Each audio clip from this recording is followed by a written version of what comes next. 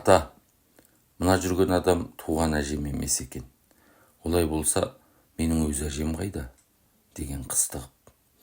Сабыт әр сөзін қинала теріп сөйлеген. Әжең, айтайын балам. Балшабектің әңгімесіне қандық. Опа таппайтынымызға көзіміз жетті. Енді Қытайға ауатын болдық.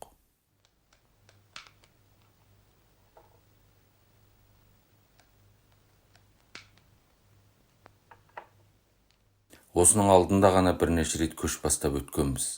Аман-есен Алтайға жеткізіп салғанбыз. Енді өз ауылымды алып өтетін болдым. Осы мына көгілдірдің тұсында қаншама ел жиналды. 50-60 шаңырақ. 30 шақты жігіт қаруланып, сайланып шыққанбыз. Күндіз тығылып жатамыз, түнде ғана жүреміз. От жағылмайды. Содан Қытайға таман бардық-ау дегенде жау қолына түстік. Дәмге дауа бар ма? Қанша елді аман алып өткенде өз ауылыма пана бола алмадым.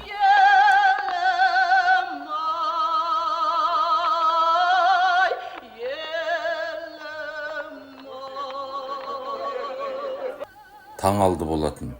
Межел жерге жете бергенде алдымыздан тосқауыл шықты. Жасырынып күтіп тұрған ғой.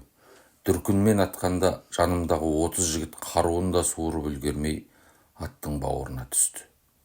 Самсаған әскер қоршап алды. Әлі есімде. Қариялар белдіктерін мойындарына салып, қызыл командирдің аяғына жығылды. Бірақ командир илікпеді. Содан қырғын басталды. Шашылған жүк, жылаған бала.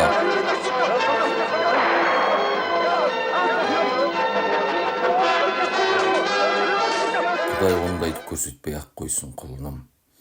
Сабыт алқынып барып тоқтады.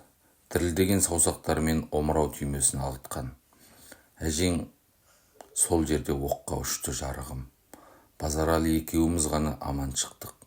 Түсіме кірсе шошып оянам. Базекен кішкентай бала ғой ол кезде. Менің алдымда жылап келе жатыр. Атым жүйрік еді. Сытылып шықтым.